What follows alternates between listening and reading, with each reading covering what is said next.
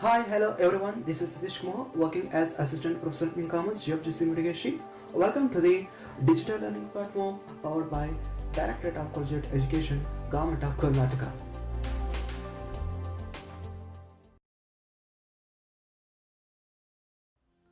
Hi, hello everyone. This is Satish Kumar. In this class, we are going to talk about the topic called retail banking and its features. ಇವತ್ತಿನ ಕ್ಲಾಸಲ್ಲಿ ನಾವು retail banking ಅಂದ್ರೆ ಏನು, ಅದರ ಲಕ್ಷಣಗಳು ಯಾವ ರೀತಿ ಇರುತ್ತೆ ಅನ್ನೋದನ್ನ ತಿಳ್ಕೊಳ್ಳೋಣ. ನಿಮಗೆ ಗೊತ್ತಿದೆ, in this technological era, banking sector has underwent so many changes and it has introduced so many innovative services, innovative products for the customers. Bank ಅವರು ಬ್ಯಾಂಕಿಂಗ್ ಪೀಪಲ್ ತಮ್ಮದೇ ಆದ ಇನೋವೇಟಿವ್ ಸರ್ವಿಸಸ್ ಅನ್ನು ಕೊಡ್ತಾ ಕಸ್ಟಮರ್ಸ್ ನ ಅಟ್ರಾಕ್ಟ್ ಮಾಡೋದಕ್ಕೆ ಹಲವಾರು ರೀತಿಯಲ್ಲಿ ಪ್ರಯತ್ನ ಪಡ್ತಿರೋದು ನಾವು ಕಾಣ್ತಿದ್ದೀವಿ. ಅದರಲ್ಲಿ ಭಾಗವಾಗಿ ನಾವು ಡೆಬಿಟ್ ಕಾರ್ಡ್ ಸರ್ವಿಸ್ ಆಗ್ಬೋದು, ಕ್ರೆಡಿಟ್ ಕಾರ್ಡ್ ಸರ್ವಿಸಸ್ ಆಗ್ಬೋದು, ಅಥವಾ we can see housing loan and online banking and ECS. So ಈ ರೀತಿ ಹಲವಾರು ರೀತಿಯ ಇನೋವೇಟಿವ್ ಸರ್ವಿಸಸ್ಸು ಬ್ಯಾಂಕ್ ಅವರು ಕಸ್ಟಮರ್ಸ್ಗೆ ಕೊಡ್ತಿರೋದು ನಾವು ಇವಾಗ ಕಾಣ್ತಿದ್ದೀವಿ. ಅದರಲ್ಲಿ ಅತಿ ಮುಖ್ಯವಾಗಿ ರಿಟೇಲ್ ಬ್ಯಾಂಕಿಂಗ್ ಕಾನ್ಸೆಪ್ಟು ಹಳೆಯ ಕಾಲದಿಂದಲೂ ಅತಿ ಹೆಚ್ಚಾಗಿ ಪ್ರಾಮುಖ್ಯತೆಯನ್ನು ಪಡೆದು ಅದು ಹಳೆ ಕಾಲದಿಂದಲೂ ಇದ್ರೂ ಕೂಡ ಈ ಒಂದು ಮಾಡರ್ನ್ ಡೇಸ್ ಅಲ್ಲಿ ರಿಟೇಲ್ ಬ್ಯಾಂಕಿಂಗ್ ಅನ್ನೋ ಕಾನ್ಸೆಪ್ಟು ಅತಿ ಹೆಚ್ಚಾಗಿ ಗಮನ ಸೆಳೀತಿದೆ.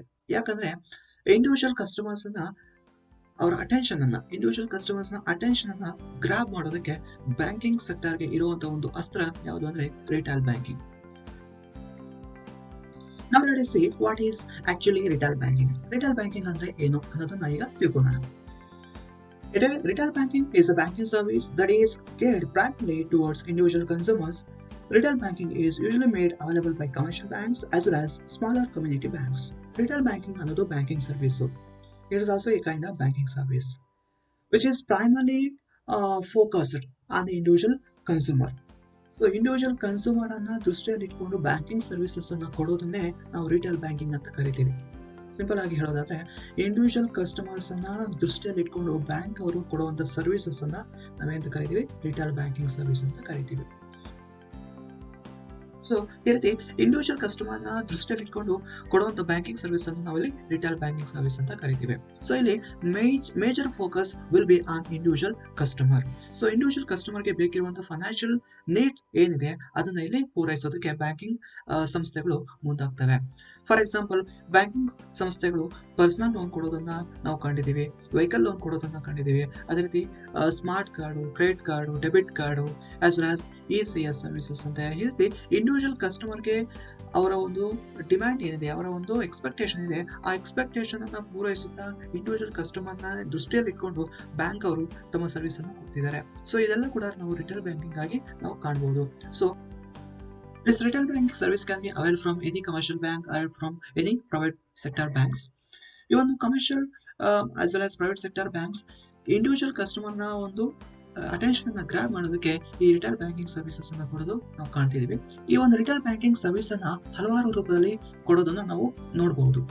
ಪರ್ಸನಲ್ ಲೋನ್ ರೂಪದಲ್ಲಿ ಆಗ್ಬೋದು, ಅಥವಾ ವೆಹಿಕಲ್ ಲೋನ್ ರೂಪದಲ್ಲಿ, ಅಥವಾ ಮಾರ್ಟ್ಗೇಜ್ ಸರ್ವಿಸಸ್ ಆಗಲಿ, ಅಥವಾ ಕಸ್ಟಮರ್ಗೆ ಬೇಕಿರುವಂತಹ saving account, individual deposit account, ಈ ರೀತಿ ಹಲವಾರು ರೂಪದಲ್ಲಿ ನಾವು ಈ ಒಂದು ರಿಟೇಲ್ ಬ್ಯಾಂಕಿಂಗ್ ಸರ್ವಿಸ್ ಕೊಡೋದನ್ನ ನಾವು ಕಾಣಬಹುದು.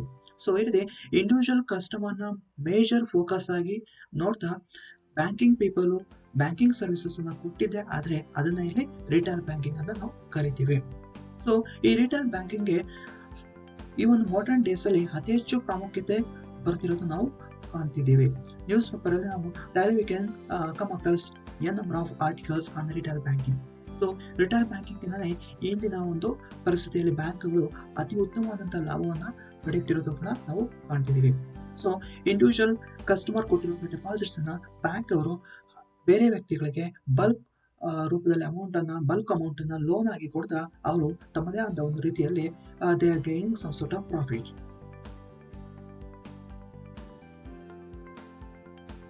Now let us see what are the features of retail banking.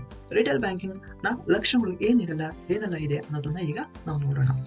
ನಾವು ಆಲ್ರೆಡಿ ತಿಳ್ಕೊಂಡ್ವಿ, retail banking is nothing but a banking service which is provided to the individual consumers. Individual consumers ಅನ್ನ focus ಮಾಡ್ತಾ individual ಕನ್ಸ್ಯೂಮರ್ಸ್ಗೋಸ್ಕರ ಕೊಡುವಂತ ಒಂದು banking service ಅನ್ನ ಇಲ್ಲಿ ನಾವು ರಿಟೇಲ್ ಬ್ಯಾಂಕಿಂಗ್ ಸರ್ವಿಸ್ ಅಂತ ನಾವು ಕರಿತೀವಿ. ಹೀಗಿದ್ದಾಗ ಇದರಲ್ಲಿ ಏನೆಲ್ಲ ಲಕ್ಷಣಗಳು ಇದೆ ನೋಡೋಣ. ಮೊದಲನೇದಾಗಿ retail banking is a banking service that is cared primarily toward individual consumers. Individual consumers ಅನ್ನ ಟಾರ್ಗೆಟ್ ಮಾಡಿಕೊಂಡು ಇಲ್ಲಿ ಈ ಸರ್ವಿಸ್ ಅನ್ನ ಕೊಡಲಾಗುತ್ತೆ.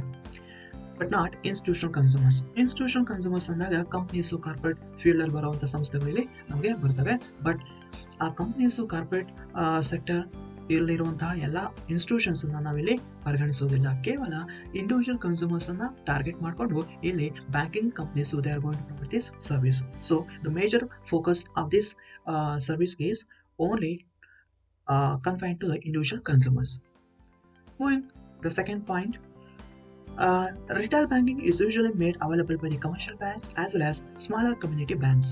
So ಈ ಒಂದು ಸರ್ವಿಸು ಕಮರ್ಷಿಯಲ್ ಬ್ಯಾಂಕ್ಸ್ ಕಡೆಯಿಂದನೂ ನಾವು ಪಡಿಬಹುದು, as well as informal smaller community banks ಇಂದ ಕೂಡ ನಾವು ಇದನ್ನ ಪಡಿಬಹುದು. ಇನ್ಫಾರ್ಮಲ್ ಸ್ಮಾಲರ್ ಕಮ್ಯುನಿಟಿ ಬ್ಯಾಂಕ್ಸ್ ಇವು ಕೇವಲ ಒಂದು ಲೊಕೇಶನ್ಗೆ ಸೀಮಿತ ಆಗಿರುತ್ತೆ. ಫಾರ್ ಎಕ್ಸಾಂಪಲ್ ಸಂಘಗಳಾಗಿರ್ಬೋದು, ಅಥವಾ ಕೋಆಪರೇಟಿವ್ ಸೊಸೈಟೀಸ್ ಆಗಿರ್ಬೋದು, ಅಥವಾ ಇನ್ಫಾರ್ಮಲ್ ಮನಿ ಲೆಂಡರ್ಸ್ ಆಗ್ಬೋದು. ಸೊ ಅವ್ರು ಕೂಡ ಇಲ್ಲಿ ಸ್ಮಾಲರ್ ಕಮ್ಯುನಿಟಿ ಬ್ಯಾಂಕ್ಸ್ ಅಂತ ನಾವು ನೋಡ್ಬೋದು. ಸೊ ಇಲ್ಲಿ ಈ ಒಂದು ಸರ್ವಿಸು ಕಮರ್ಷಿಯಲ್ ಬ್ಯಾಂಕ್ಸ್ ಇಂದನೂ ಪಡಿಬಹುದು, ಜೊತೆಗೆ ಇನ್ಫಾರ್ಮಲ್ ಕಮ್ಯುನಿಟಿ ಬ್ಯಾಂಕ್ಸ್ ಇಂದ ಕೂಡ ಈ ಒಂದು ಸರ್ವಿಸ್ ಅನ್ನ ನಾವು ಪಡಿಬಹುದು. Form of commercial banking that provides different services, mainly targeting retail consumers rather than corporate clients. So ಇಲ್ಲಿ ರಿಟೇಲ್ ಬ್ಯಾಂಕಿಂಗ್ ಅನ್ನೋದು ಕೇವಲ ಇಂಡಿವಿಜುವಲ್ ಕನ್ಸ್ಯೂಮರ್ಸ್ ಅನ್ನ ದೃಷ್ಟಿಯಲ್ಲಿ ಇಟ್ಕೊಂಡು ಆ ವ್ಯಕ್ತಿಗೆ ಬೇಕಿರುವಂತಹ, ಇಂಡಿವಿಜುವಲ್ ಕನ್ಸ್ಯೂಮರ್ ವ್ಯಕ್ತಿಗೆ ಬೇಕಿರುವಂತಹ ವಿಧವಾದಂತಹ ಸರ್ವಿಸಸ್ ಅನ್ನು ಕೊಡಲಾಗುತ್ತೆ.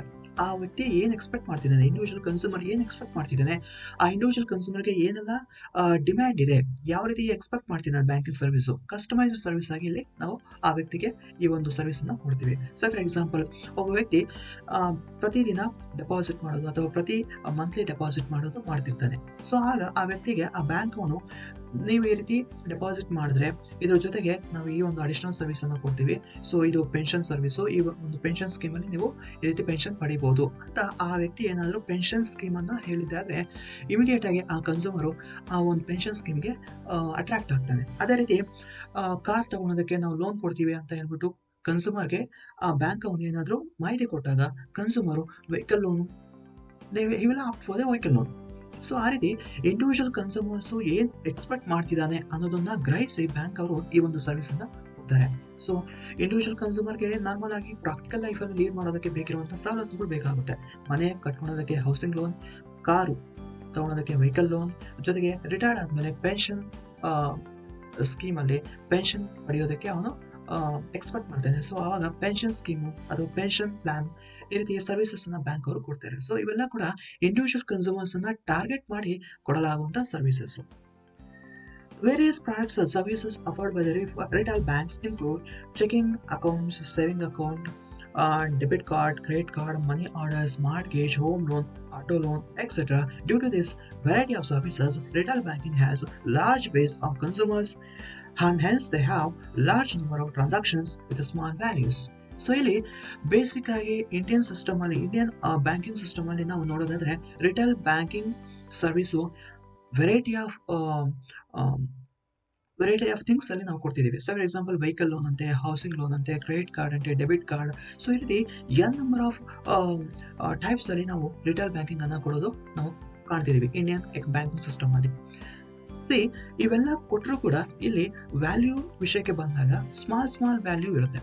ಸೊ ಫಾರ್ ಎಕ್ಸಾಂಪಲ್ 100 ವ್ಯಕ್ತಿಗಳು ಹೌಸಿಂಗ್ ಲೋನ್ ಅನ್ನ ಆಫ್ ಮಾಡಿದ್ದಾರೆ ಅಂದ್ರೆ 100 ವ್ಯಕ್ತಿಗಳು 20 lakhs ಅಥವಾ 30 lakhs ಈ ರೀತಿ ಹೌಸಿಂಗ್ ಲೋನ್ ಅನ್ನ ಆಫ್ ಮಾಡಿರ್ತಾರೆ. ಅದೇ ರೀತಿ 1000 ಮೆಂಬರ್ಸ್ ವೆಹಿಕಲ್ ಲೋನ್ ಅನ್ನ ಆಫ್ ಮಾಡಿದ್ದಾರೆ ಅಂದ್ರೆ ಸೊ 1000 ಮೆಂಬರ್ಸ್ಗೆ vehicle loan for example 10 lakh or 15 lakh ಈ ರೀತಿ ಇರುತ್ತೆ. ಸೊ 1000 ಪೀಪಲ್ಗೂ ಕೂಡ ಅಲ್ಲಿ ವೆಹಿಕಲ್ ಲೋನು 10 lakh 15 lakh ಈ ರೀತಿ ಸ್ಮಾಲ್ ಅಮೌಂಟ್ ಎಲ್ಲ ಇರುತ್ತೆ. But compare to corporate loans ಇಲ್ಲಿ ವ್ಯಾಲ್ಯೂ ಕಮ್ಮಿ ಇರುತ್ತೆ. Simply what I am telling here is when compared to the corporate loans, here the value of loan amount is very minimum. And moving ahead, in present time, lending to corporate clients increases credit risk, market risk of the banks, whereas market risk may get eliminated in case of retail banking. But at the same time, there is a huge value of loan accounts in the retail banking, so they require regular monitoring by the banks. So ಇಲ್ಲಿ ಇನ್ನೊಂದು ಲಕ್ಷಣ ನಾವು ನೋಡೋದಾದ್ರೆ especially in these modern days, credit risk ಜಾಸ್ತಿ ಆಗ್ತಿದೆ. When the banks are going to give the loans to the corporate associations or corporate clients, then we have of course in the recent days the banks have been witnessed a number of credit risk. Best example we can highlight over here, Kingfisher's Vijay Malla case. So ಅಲ್ಲಿದೆ corporate ಕ್ಲೈಂಟ್ಸ್ಗೆ loan ಕೊಟ್ಟಷ್ಟು ಅಲ್ಲೇನಾಗುತ್ತೆ ಬ್ಯಾಂಕ್ಗೆ credit risk ಜಾಸ್ತಿ ಆಗುತ್ತೆ. But ಇಲ್ಲಿ retail banking ವಿಷಯಕ್ಕೆ ಬಂದಾಗ ಬ್ಯಾಂಕ್ಸ್ಗೆ credit risk ಕಮ್ಮಿ ಆಗುತ್ತೆ. Because ಇಲ್ಲಿ ಕೊಡುವಂತ ಲೋನ್ ಅಮೌಂಟ್ ಏನಿದೆ ಅದು ಸ್ಮಾಲ್ ಅಮೌಂಟ್ ಆಗಿರುತ್ತೆ, ಮಿನಿಮಮ್ ಆಗಿರುತ್ತೆ. ಸೊ ಆದ ಕಾರಣ ಇಲ್ಲಿ ಬ್ಯಾಂಕ್ಸ್ಗೆ ಕ್ರೆಡಿಟ್ ರಿಸ್ಕ್ ಅನ್ನೋ ಒಂದು ಸಮಸ್ಯೆ ಅರೈಸ್ ಆಗೋದಿಲ್ಲ. ಅಫ್ಕೋರ್ಸ್ ಇಲ್ಲಿ ನಂಬರ್ ಆಫ್ ಕ್ಲೈಂಟ್ಸ್ ಜಾಸ್ತಿ ಇರ್ತಾರೆ, ಯಾಕಂದ್ರೆ ಎಲ್ಲರೂ ವೆಹಿಕಲ್ ಲೋನ್ ಹೋಗ್ತಾರೆ, ಎಲ್ಲರೂ ಹೌಸಿಂಗ್ ಲೋನ್ ಹೋಗ್ತಾರೆ, ಎಲ್ಲರೂ ಪರ್ಸನಲ್ ಲೋನ್ ಹೋಗ್ತಾರೆ. ಸೊ ಆ ರೀತಿ majority of the consumers are opting, and of course the number of clients are also in a greater extent.